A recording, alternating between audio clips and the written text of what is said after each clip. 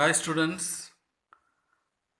now we are going to discuss about the organ and organ systems in animals. This is under the unit 2 and chapter 4, organ and organ system in animals. So we'll see about the outline, the earthworm, Lambetomority, and cockroach, Periplaneta americana, and frog, Rana hexadactyla. So இதெல்லாம் scientific name. இந்த மூணு animals பற்றி தான் நம்ம பார்க்க போகிறோம். So இதில் introduction என்ன அப்படின்னா, from microbes to the blue whale organisms occur in different size and shapes with well organised organ and organ system. So நுண்ணுயிரிலிருந்து ப்ளூ வேல் வரையிலும் பார்த்தீங்கன்னா வெவ்வேறு வடிவத்தில் காணப்படுது, வெவ்வேறு அளவுகளில் காணப்படுது. அது வந்துட்டு நன்றாக கட்டமைக்கப்பட்ட ஒரு ஆர்கன் சிஸ்டம்ஸ் இருக்குது. ஸோ த பேசிக் டிஷ்யூ பற்றி நம்ம சாப்டரில் 3ல் பார்த்துருக்கோம். அந்த டிஷ்யூஸ்லாம் பார்த்தீங்கன்னா அடிப்படை திசுக்கள் ஆர்கனைஸ் டு ஃபார்ம் என்ன ஆர்கன். அப்போ திசுக்கள்லாம் எல்லாம் ஒன்று சேர்ந்து ஒரு உறுப்பை உருவாக்குகிறது. அது வந்து பார்த்தீங்கன்னா which in turn associate to form the organ system. அது வந்துட்டு நிறைய ஆர்கன்ஸ் எல்லாம் ஒன்று சேர்ந்து to form the organ system. அதுதான் மல்டி செல்லுலார் ஆர்கானிசம்ஸ் அப்படின்னு சொல்கிறோம். அந்த மாதிரி organism is essential for efficient and better coordinated activities of millions of cells constituting an organism. So பல மில்லியன் கணக்கில் செல்ஸ் எல்லாம் ஒரு ஒருங்கிணைந்து செயல்களில் ஈடுபட்டு ஒரு நல்ல ஒரு முக்கியமான ஒரு உறுப்பு உருவாக்குகிறது அப்படிங்கிறது தான். அந்த மாதிரியான ஒரு ஆர்கன் கட்டமைப்பு வந்துட்டு ஒரு ஆர்கானிசத்துக்கு ஒரு நல்ல ஒரு ஒருங்கிணைப்பு செயல்களை வந்து செய்கிறது. எது? Millions of cells. இதெல்லாம் சேர்ந்து தான் ஒரு ஆர்கனைசேஷன். சரி, you are being introduced to understand the morphology and anatomy of 3 organism. இதில் பார்த்தீங்கன்னா 3 ஆர்கானிசத்தை பற்றி சொல்லியிருக்காங்க. ஒவ்வொன்றும் ஒவ்வொரு எவல்யூஷனரி பரிணாம லெவலில் மட்டங்களில் காணப்படுது. ஸோ அதனால் பார்த்தீங்கன்னா அதனோட உறுப்பு மண்டல அளவில் எப்படி வந்து அதனோட கட்டமைப்பு இருக்குது, அதனோட செயல்பாடு எப்படி இருக்குது அப்படிங்கிறத இப்போ நம்ம பார்த்துக்கலாம். இப்போ மார்ஃபாலஜி அப்படின்னா refers to the study of form or externally visible features. So வெளிப்புற தோற்றத்தை வந்துட்டு நம்ம பற்றி படிக்கிறது தான் மார்ஃபாலஜி. இந்த வேர்டு அனாட்டமி அப்படிங்கிறது பார்த்தீங்கன்னா used for the study of internal organs in the animals. நம்ம உடம்புல உள்ளுறுப்புகளை பற்றி படிக்கக்கூடிய அந்த படிப்புக்கு பேர் தான் அனாட்டமி. ஸோ இந்த சாப்டர் எதை பற்றி டீல் பண்ணுது அப்படின்னு கேட்டால் morphology and anatomy of invertebrates. அந்த முதுகெலும்பு அற்றவைகளோட அந்த வெளிப்புற அமைப்பு, புற அமைப்பு பற்றியும் அதனோட உள்ளமைப்பு பற்றியும், அதுக்கு வந்துட்டு முதுகெலும்பு அற்றவைக்கு வந்துட்டு ரெப்ரசன்ட் பண்ணுறது எது அப்படின்னு கேட்டால் எர்த்வம் அண்ட் காக்ரோச். ஓகே, அதனோட மார்ஃபாலஜியும் அதனோட அனாட்டமியும் நம்ம பார்க்க போகிறோம். அது இல்லாமல் வெர்டிபிரேட்டில் பார்த்தீங்கன்னா எதை பற்றி பார்க்க போகிறோம் அப்படின்னா ஃப்ராகை பற்றி நம்ம பார்க்க போகிறோம். ஸோ இந்த 3ஐயும் நம்ம வந்து இந்த லெசனில் நம்ம பார்க்குறோம். சரி, எர்த்வம் லாம்பிட்டோமாரிட்டி அதனோட அந்த மண்புழுவோட சயின்டிஃபிக் நேம் தான் லாம்பிட்டோமாரிட்டி. இதனோட வகைப்பாடு எப்படி இருக்குது அப்படின்னு பார்த்தா ஃபைலம் வந்துட்டு அன்னலிடா, கிளாஸ் வந்து ஆலிகோகீட்டா, ஆர்டர் வந்து ஹெப்ளோடாக்சிடா, ஜீனஸ் வந்து லாம்பிட்டோ, ஸ்பீசிஸ் வந்து மாரிட்டி. ஓகே, ஸோ இந்த கிளாசிஃபிகேஷன் கேட்பான் 2 மார்க் கொஸ்டின்லையும் இல்லை வந்துட்டு 1 மார்க் கொஸ்டின்லையும் அதோட கிளாசிஃபிகேஷனில் வந்துட்டு ஒவ்வொரு கிளாசிஃபிகேஷனும் கேட்பான். நல்லா தரவு பண்ணி வச்சுக்கோங்க. So earthworm is a terrestrial invertebrate that inhabit the upper layer of the moist soil. So மண்புழு வந்துட்டு பார்த்தீங்கன்னா அது வந்து நிலத்தில் வாழக்கூடிய ஒரு முதுகெலும்பற்ற ஒரு உயிரி. அதனோட வாழிடம் பார்த்தீங்கன்னா மாய்ஸ்ட் சாயிலில், ஈரமான மண்ணில் தான் அப்பர் லேயர்ஸில் இருக்கும். And rich in decaying organic matter வந்துட்டு அந்த மக்கிப்போன அந்த கரிம பொருட்கள் வந்து எங்கே இருக்கோ அங்கே இது வந்து அதிகமாக இருக்கும். அதனோட வாழிடமாக அது இருக்குது. ஹேபிடேட் இன்ஹாபிட்ஸ் அப்படிங்கிறது அதனோட வாழிடம். So it is nocturnal and during the day it lives in burrows. இது வந்துட்டு பார்த்தீங்கன்னா இது வந்து இரவில் தான் வந்துட்டு வெளியே வரும். அது வந்துட்டு பகலில் நிலத்துக்குள்ளே இருக்கக்கூடிய குழிகளில் இருக்கும் அப்படிங்கிறான். அதனால் அது நக்டர்னல்னால் இரவில் உணவு தேடுறது தான் அது வந்து நக்டர்னல். அண்டு அது வந்துட்டு பார்த்தீங்கன்னா borrowing the soil and swallowing the soil அப்படிங்கிறது தான் சொல்லியிருக்காங்க. இன் கார்டன்ஸில் பார்த்தீங்கன்னா they can be traced by their fecal deposit. நம்ம தோட்டங்களில் பார்த்தீங்கன்னா நீங்கள் இந்த அதனோட ஃபீக்கல் மேட்ரு வந்து டெபாசிட் ஆகிருக்கும் மண் மேலே. அதை வந்து வேர்ம் காஸ்டிங் அப்படின்னு சொல்கிறோம். Worm casting on the soil surface, மண்ணோட மேல் பகுதியில் அதனோட என்னது அந்த மண்புழுவோட கழிவுகள் இருக்கும். அதுக்கு பேர் வார்ம் காஸ்டிங் அப்படின்னு பேர். ஸோ எர்த்வொர்ம் வந்து கன்சிடர் அஸ் ஃப்ரெண்ட்ஸ் ஆஃப் ஃபார்மர்ஸ்ன்னு சொல்கிறான், உழவர்களின் நண்பன் அப்படின்னு சொல்கிறான். இந்த காமன் இந்தியன் எர்த்வொர்ம் பார்த்திங்கன்னா பொதுவாக காணப்படக்கூடிய மண்புழுக்கள் என்ன அப்படின்னு கேட்டால் லாம்பிட்டோ மாரிட்டி, மெகாஸ்காலஸ் மாரிட்டி. ஓகே, அதே மாதிரியான பேர் அதுக்கு. இப்போ வந்து லாம்பிட்டோ மாரிட்டின்னு சொல்கிறாங்க, முன்ன வந்து மெகாஸ்காலஸ் மாரிட்டின்னாங்க. பெரியோனிக்ஸ் எக்ஸ்கவேட்டஸ் அண்ட் மெட்டாஃபர் போஸ்துமா வந்து ஃப்ரிட்டிமா போஸ்துமான்னு அப்போ சொன்னாங்க. இப்போ வந்து மெட்டாஃபர் போஸ்துமா அப்படின்னு சொல்கிறாங்க. அது சினானிம்ஸ் அப்படின்னு சொல்கிறோம். அப்போ பொதுவாக இருக்கக்கூடிய அந்த மண்புழுக்கள், இந்தியன் மண்புழுக்கள் என்னது அப்படின்னு கேட்டால் லாம்பிட்டோ மாரிட்டி, பெரியோனிக்ஸ் எக்ஸ்கவேட்டஸ், மெட்டாஃபர் போஸ்துமா. இது மூணும் நல்லா தரவு பண்ணி வச்சுக்கோங்க. Earthworms are also conveniently classified based on their ecological strategies. அது வந்து அதனோட சுற்றுப்புற சூழல் அதை வச்சு அது எப்படி எந்த இடத்துல வாழுது அப்படிங்கிறத வச்சு மூணாக பிரிச்சிருக்காங்க.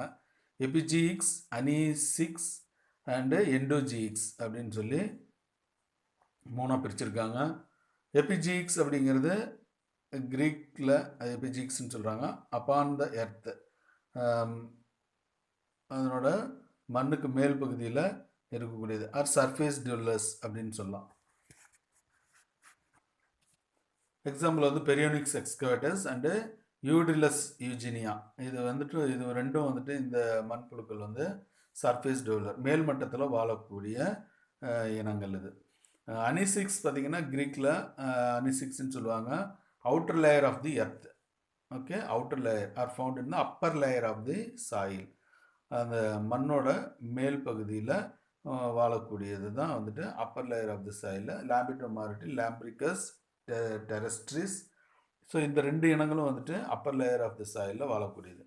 எண்டோஜிக்ஸ் வந்துட்டு கிரீக் நேம். அது எண்டோஜிக்ஸுங்கிறது அது வந்து வித்தின் த எர்த், மண்ணுக்குள்ளார டீப்பில் ஆழமான பகுதிகளில் காணப்படும். ஆக்டோகீட்டோனா தர்ஸ்டோனி அப்படிங்கிறது தான் அந்த இனம் தான் வந்துட்டு மண்ணோட ஆழ் பகுதியில், ஆழம் அதிகமாக உள்ள பகுதியில் வாழக்கூடியது. ஸோ அதை வந்துட்டு இங்கே டயக்ராமில் இங்கே கொடுத்துருக்காங்க. எபிஜிக்ஸ் அப்படிங்கிறது, அனிசிக்ஸ் வந்து அதுக்கு கொஞ்சம் கீழே இருக்கக்கூடிய இது வந்து சர்ஃபேஸ் டுவெல்லர்ஸ் எபிஜிக்ஸு. இது வந்துட்டு அப்பர் லேயர் ஆஃப் த சாயிலும், மண்ணோட மேல் மட்டத்தில் காணப்படக்கூடியது. எண்டோஜிக்ஸுங்கிறது ஜியோஃபேக்கஸ் அப்படின்னு சொல்லுவாங்க. அது வந்து it is dwelling deep of the soil, மண்ணோட ஆழ் பகுதியில் இது காணப்படக்கூடியது.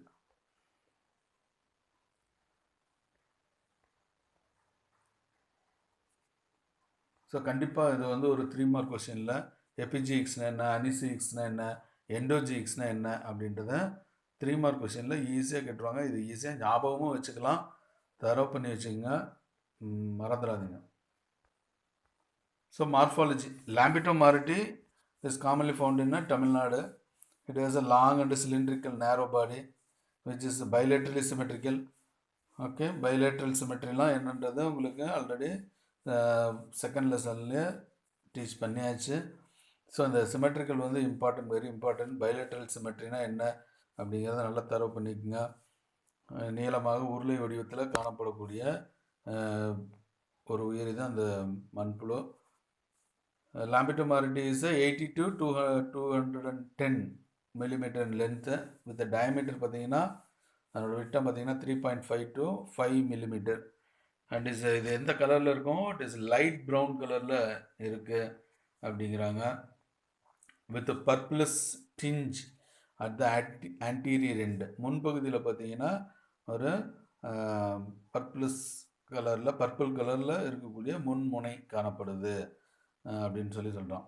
This colour of the earthworm is mainly due to the presence of porphyrin pigment. அந்த பர்பிள் கலர் என்ன காரணம் அப்படின்னு கேட்டால் அதுக்கு முன்முனையில் வந்துட்டு போர்ஃபைரின் அப்படிங்கிற ஒரு நிறமி காணப்படுது. அதனால் வந்துட்டு எர்த்வொர்ம் வந்து கலரில் இருக்குது.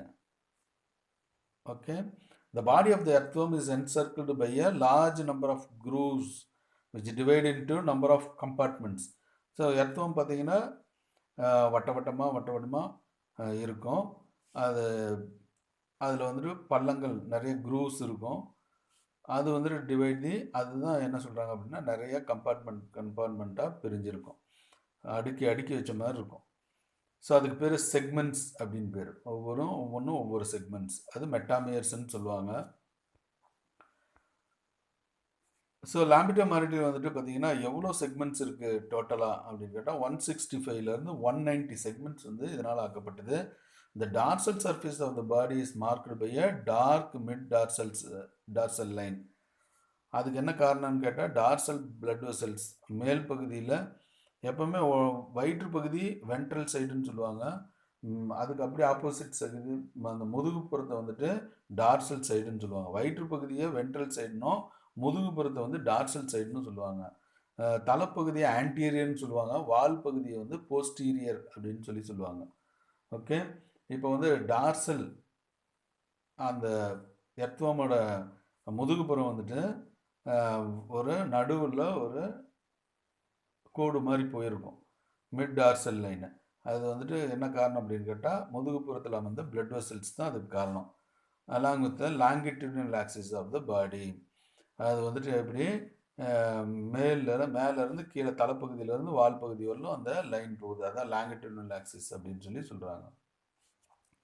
லாங்கிடியூடினல்னா மேலேருந்து கீழே இறங்குறது தான் லாங்கிடியூடினல். குறுக்குவாட்டத்தில் இருந்ததுன்னா அது வந்து லாட்டிடியூடினல் அப்படின்னு சொல்லுவாங்க. இது longitudinal axis of the body. Okay, ventral surface is distinguished by the presence of genital openings. So ventral சைடில் பார்த்தீங்கன்னா வயிற்றுப்புறத்தில் நான் சொல்லிட்டு இருக்கேன், மண்புழுவில் வயிற்றுப்புற பகுதியில் ஒரு வேறுபடுத்தி அறியக்கூடிய ஒரு 2 ஓப்பனிங்ஸ் இருக்குது. அதுக்கு பேர் ஜெனிட்டல் ஓப்பனிங்ஸ் அப்படின்னு பேர்.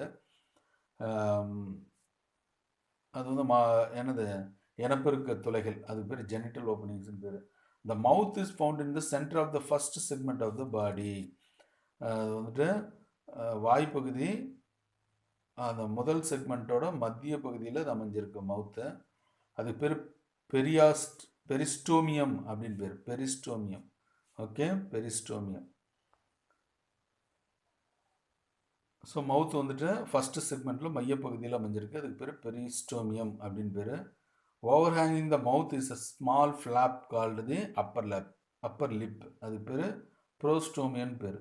அந்த வாய்ப்பகுதியில் மேல் பகுதியில் ஒரு ஃப்ளாப் மாதிரி இருக்கும், அது வந்துட்டு அதுக்கு பேர் அப்பர் லிப் அப்படின்னு பேர், மேல் உதடு அப்படின்னு பேர். அதுக்கு பேர் ப்ரோஸ்டோமியன் பேர். அதுதான் வந்துட்டு அப்படியே மண்ணை பறிக்கிறதுக்கு அந்த அப்பர் லிப், அதில் இருக்கக்கூடிய உணவுகளை எடுக்கிறதுக்கு இந்த ஸ்மால் ஃப்ளாப் வந்து பயன்படுது. சரி, அதுக்கு பேர் என்ன சொல்கிறாங்க அப்படின்னா ப்ரோஸ்டோமியம்னு சொல்கிறாங்க. அப்போ பெரிஸ்டோமியத்துக்கு முன்னாடி இருக்கிறது ப்ரோஸ்டோமியம், ப்ரோஸ்டோமியத்துக்கு பின்னாடி இருக்கிறது பெரிஸ்டோமியம். ஓகே, இந்த லாஸ்ட் செக்மெண்ட் பார்த்தீங்கன்னா ஆஸ் அ ஆனஸ், மலப்புழை காணப்படுகிறது. அதுக்கு பேர் பைஜிடியம் அப்படின்னு பேர், பைஜிடியம். லாஸ்ட் செக்மெண்ட்டு பேர் மலத்துளை காணப்படக்கூடிய அந்த செக்மெண்ட் பேர் பைஜிடியம் அப்படின்னு பேர்.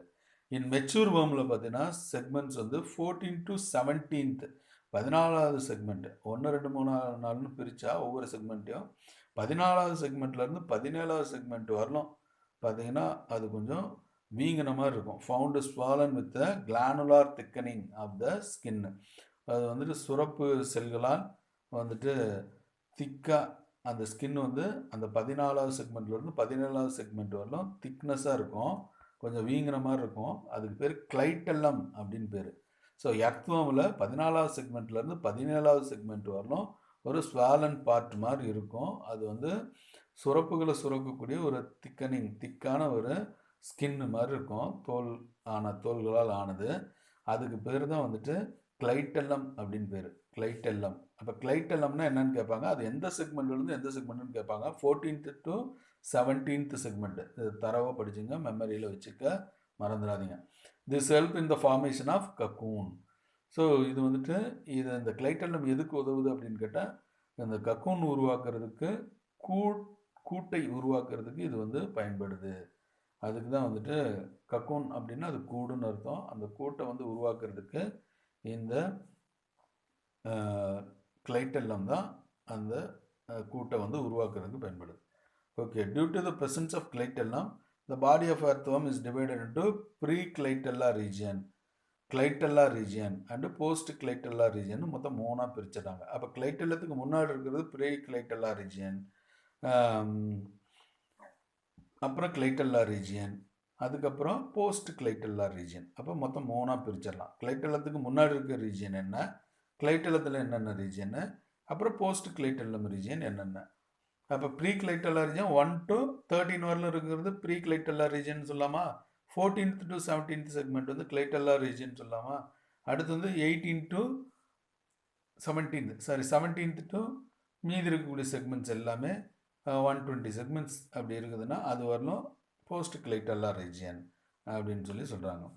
சரி, in all the segments of the body except first, last and clitellum, இந்த 3 தவிர first segment, last segment, clitellar ரீஜனில் இருக்க செக்மெண்ட்டு, அதை தவிர மீதி பார்த்தீங்கன்னா there is a ring of chitinous body setae. அது வந்துட்டு கைட்டினால் ஆக்கப்பட்ட அந்த சீட்டேக்களால் வந்து உருவாக்கப்பட்டிருக்கு, ஒரு ரிங்கு மாதிரி உருவாகிருக்கு. ஸோ அதுக்கு பேர் சீட்டே அப்படின்னு பேர். கைட்டினஸ் பாடி இருக்கும், அது பேர் சீட்டேன்னு பேர். திஸ் பாடி சீட்டே, ஒவ்வொரு கண்டங்கள்லேயும் அந்த சீட்டே இருக்கும். அந்த this body setae arise from the setigerous sac of the skin. அந்த சீட்டை எதுலேருந்து உருவாகியிருக்கு அப்படின்னு கேட்டால், செட்டிஜரஸ் பை அப்படின்னு ஒன்று இருக்கும் அந்த ஸ்கின்னில், அதுலேருந்து உருவானது தான் இந்த சீட்டே. இது வந்து எப்படி இருக்கும் அப்படின்னு கேட்டால், it is curved S shape மாதிரி காணப்படும். Setae can be protruded and retracted. அது அந்த சீட்டை வந்து வெளியே வரும், மறுபடியும் உள்ளே சுருங்கிக்கும், வெளியே வரும், உள்ளே சுருங்கும், அந்த மாதிரியான ஒரு அமைப்பில் இருக்கும். அதனோட முக்கியமான வேலை என்ன அப்படின்னு கேட்டால் லோக்கோமோஷன். அது வந்து ஒரு எர்த்வார்ம் வந்து ஒரு இடத்துலேருந்து இன்னொரு இடத்துக்கு நகர்றதுக்கு இந்த எஸ் ஷேப் வடிவில் அமைந்த சீட்டே தான் காரணம். ஸோ சீட்டை வந்துட்டு சுருங்கி விரிகிறதுனால தான் அது வந்துட்டு எர்த்வார்ம் வந்து நகருது. அப்போ அது ஒவ்வொரு கண்டத்துலேயும் அந்த சீட்டே வந்து காணப்படும். அது வந்து அது எந்த பையிலேருந்து உருவாகுது அப்படின்னு கேட்டால் செட்டிஜரஸ் சாக் அப்படின்னு ஒன்று இருக்குது, அதுலேருந்து உருவாகி வர்றது தான் இந்த சீட்டே. நெக்ஸ்ட் வந்து எக்ஸ்டர்னல் அபர்ச்சர்ஸ் அதுதான் மவுத். இப்போ வெளிப்புற துளைகள்லாம் என்ன அப்படிங்கிறது கொடுத்துருக்கான். வெளிப்புறத்தில் எர்த்வார்மோட வெளிப்புறத்தில் அமைந்த துளைகள் என்ன அப்படின்னு கேட்டால் mouth, anus, dorsal pores, spermathecal openings, okay, genital openings and nephridiopores. இதெல்லாம் வந்து வெளிப்புறத்தில் மண்புழுவில் காணப்படக்கூடிய துளைகள். அதான் வந்து எக்ஸ்டர்னல் அப்பர்ச்சர்ஸ் அப்படின்னு சொல்லுவோம். அப்பர்ச்சர்ஸ் அப்படின்னா துளைகள்னு அர்த்தம். So the dorsal pores are present from the 10th segment onwards. இந்த முதுகுப்புற துளைகள் அதான் டார்சல் போர்ஸு. அது வந்து எந்த கண்டத்திலேருந்து காணப்படுகிறது, 10வது கண்டத்திலிருந்து காணப்படுகிறது. இது டார்சல் போர்ஸ், முதுகுப்புற துளைகள் அப்படின்னு சொல்லலாம்.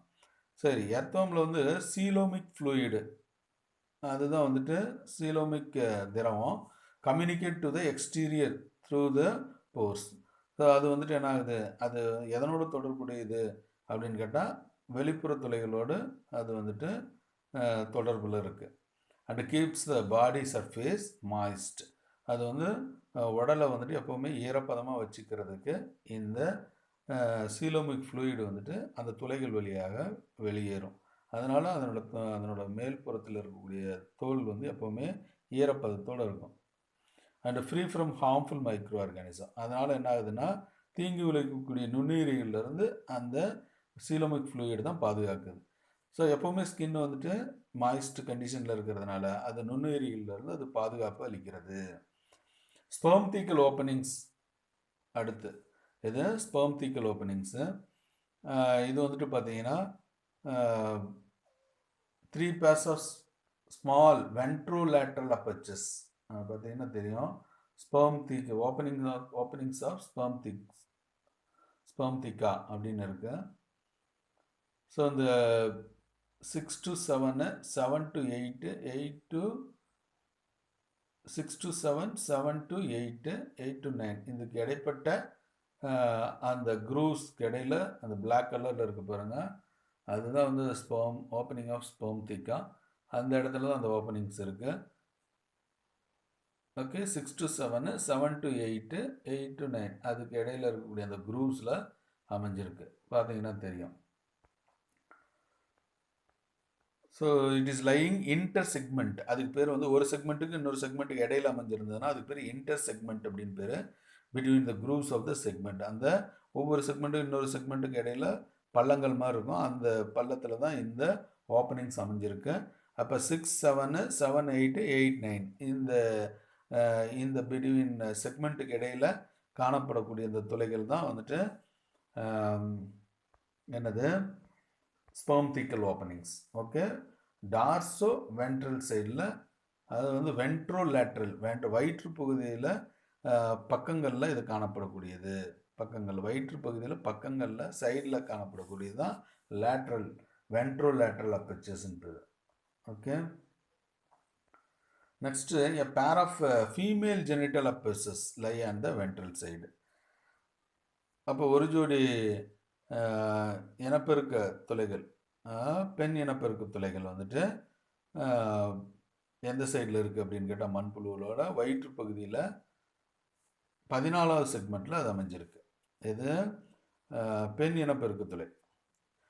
ஒரு ஜோடி பெண் இனப்பெருக்க துளை எந்த செக்மெண்ட்டில் இருக்கு? 14th செக்மெண்ட்டில் இருக்குது. வயிற்று பகுதியில் 14வது செக்மெண்ட்டில் இருக்குது. A pair of male genital apertures, ஆண் இனப்பெருக்க துளை எங்கே இருக்குது அப்படின்னு கேட்டால் situated lateroventrally. ஓகே, lateroventrally வயிற்றுப்புறத்தில் பக்கங்களில், வயிற்றுப்புறத்தோட அந்த பக்கங்களில் காணப்படுகிறது. அது எந்த செக்மெண்ட்டில் அப்படின்னு கேட்டால் 18th செக்மெண்ட்டில் காணப்படுது. அப்போ 18வது செக்மெண்ட்டில் ஆண் இனப்பெருக்கத்தில் லேட்ரோவென்ட்ரல் சைடில் இருக்குது. அடுத்து வந்து 14வது செக்மெண்ட்டில் பெண் இனப்பெருக்கத்தில் வந்துட்டு வென்ட்ரல் சைடில் இருக்குது அப்படின்னு சொல்கிறாங்க. ஓகே, அப்புறம் இந்த கிளைட்டலத்தில் இது மேலே வென்ட்ரல் சைடில் ஃபீமேல் ஜெனிட்டல் போர் இருக்குது. அதே மாதிரி மேல் ஜெனிட்டல் போரில் வந்து 18th செக்மெண்ட்டில் பக்கங்களில் காணப்படுகிறது. மண்புழுவோட சைடில் அந்த பக்கங்களில், அது பேர் லேட்ரல் சைடுன்னு பேர். அதே வயிற்று பகுதியில் பக்கங்களில் வென்ட்ரல் லேட்ரல் சைடில் இது காணப்படுகிறது. மேல் ஜெனிட்டல் போர் 18th செக்மெண்ட்டில் காணப்படுகிறது. ஓகே, இதெல்லாம் இந்த டயக்ராம் வந்து ட்ரா பண்ணி இந்த அப்பர்ச்சர்ஸ் எல்லாம் எங்கே இருக்குது அப்படிங்கிறத மார்க் பண்ணி காட்டணும். நெக்ஸ்ட் வந்து என்ன இருக்குது? நெஃப்ரிடியோபோர்ஸ். நெஃப்ரிடியோபோர்ஸ் ஆர் நியூமரஸ், நிறையா இருக்குது nephridiopores. Are found throughout the body of the earthworm. உடம்பு முழுக்க எக்ஸப்ட் ஃபியூ ஆன்டீரியர் செக்மெண்ட், முன்னாடி இருக்கக்கூடிய ஒரு சில கண்டங்களை தவிர மீதி எல்லா இடத்துலையும் இந்த நெஃப்ரிடியோபோர்ஸ் வந்து பரவி காணப்படுகிறது. Through which metabolic waste are eliminate, அது மூலமாக கழிவுகள் வந்துட்டு வளர்ச்சிதை மாற்ற கழிவுகள் வந்து வெளியேற்றப்படுகிறது. கழிவுகள்லாம் எது மூலமாக வெளியேற்றப்படுகிறது அப்படின்னு கேட்டால் நெஃப்ரிடியோபோர்ஸ்ன்னு சொன்னோம். நெஃப்ரிடியோபோர்ஸ். ஓகே, ஸோ அந்த டிஃபரன்சியேஷன் கொடுத்துருக்காங்க. Morphological and anatomical difference between Lampito mauritii and Metaphire posthuma, இந்த ரெண்டு மண்புழுவுக்கும் இடையில் உள்ள வேறுபாடுகள் என்ன மார்ஃபாலஜிக்கலாக அப்படின்னு சொல்லி இங்கே கொடுத்துருக்கான். ஷேப்பு, சைஸு இதெல்லாம் வந்துட்டு இந்த டேப்லர் காலத்தை நீங்கள் வந்து தரவு பண்ணி வச்சுக்கணும். ஸோ ஒவ்வொன்றுக்கும் அந்த கிளைட்டெல்லாம் வந்துட்டு செக்மெண்ட் மாறுது. ஸ்பெர்ம் தீக்கல் ஓப்பனிங்ஸு இதெல்லாமே வந்து செக்மெண்ட்டு இதெல்லாம் மாறும். அந்த மாறக்கூடிய அந்த டிஃபரன்ஸ் எல்லாத்தையும் தரவு பண்ணி வச்சுக்க. கண்டிப்பாக இது வந்துட்டு 1 மார்க் கொஸ்டின்லையோ இல்லை 2 மார்க் கொஸ்டின்லையோ இது கேட்பாங்க. இப்போ இந்த மேல் ஜெனிட்டல் போர் பார்த்தீங்கன்னா இது 18th செக்மெண்ட்டில் இருக்கும், இதுவும் வந்து 18th செக்மெண்ட்டு. ஃபீமேல் ஜெனிட்டல் போரும் இது 14th செக்மெண்ட்டில், இதுவும் 14th செக்மெண்ட் தான். ஒரு சிலதெல்லாம் வந்துட்டு ஒரே மாதிரி இருக்கும், ஒரு சிலது மட்டும்தான் மாறும்.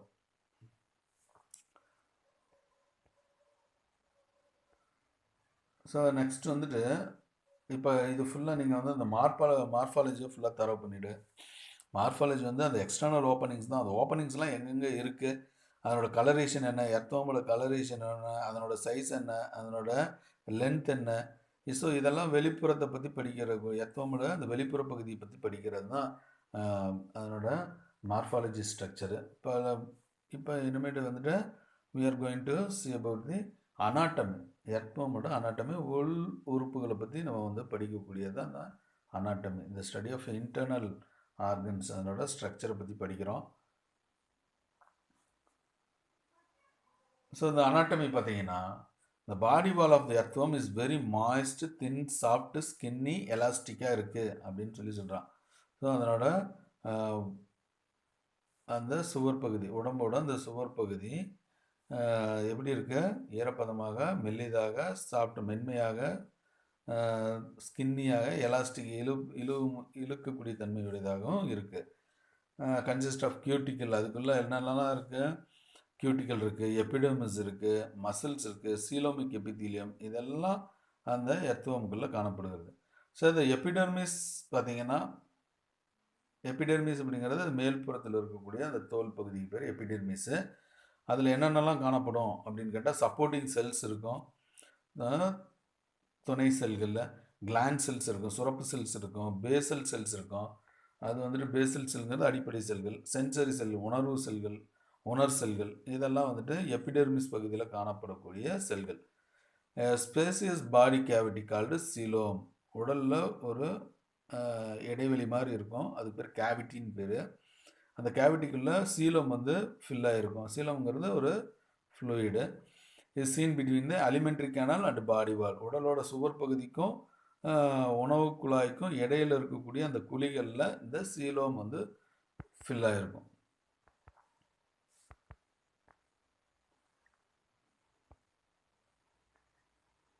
நெக்ஸ்ட் வந்துட்டு சீலோமில் என்னென்னலாம் இருக்கும் அப்படின்னு கேட்டால், சீலோமிக் ஃப்ளூயிட் இருக்கும் அண்ட் சர்வஸ் ஹைட்ரோஸ்டாட்டிக் ஸ்கெலிட்டன். அப்போ சீலோமிக் ஃப்ளூயிட் வந்துட்டு அந்த இடைப்பட்ட பகுதியில் நிரம்பி இருக்கிறதுனால அது வந்து ஒரு நீர்ம சட்டகமாக எர்த்வமுக்கு இருக்குது. நம்மளுக்கெல்லாம் வந்துட்டு ஸ்கெலிட்டல் சிஸ்டம் இருக்குது, அதுக்கு வந்துட்டு சீலோமிக் ஃப்ளூயிட் தான் அதுக்கு வந்து hydrostatic skeleton. Okay, in which coelomocytes known to play a major role in a regeneration. So அதுக்கு வந்துட்டு பார்த்தீங்கன்னா, இந்த சீலமோசைட்ஸோட வேலை என்ன அப்படின்னு கேட்டால், முக்கியமான வேலை வந்து ரீஜெனரேஷன், இழப்பு மீட்டல் அப்படிங்கிற ஒரு தகுதி அதுக்கு இருக்குது.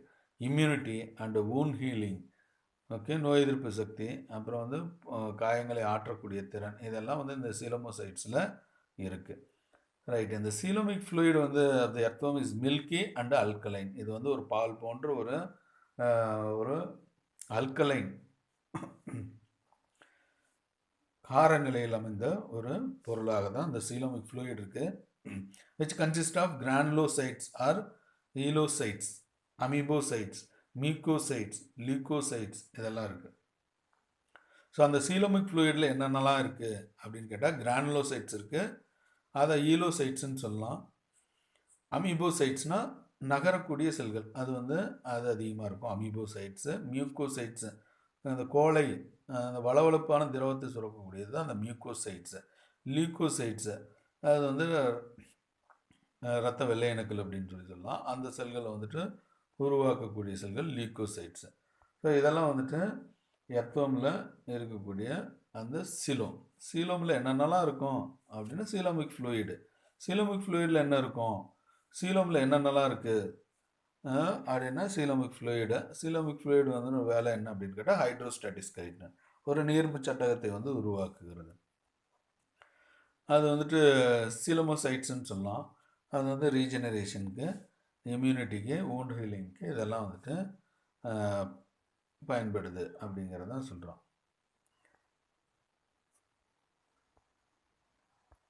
So we will see the next video.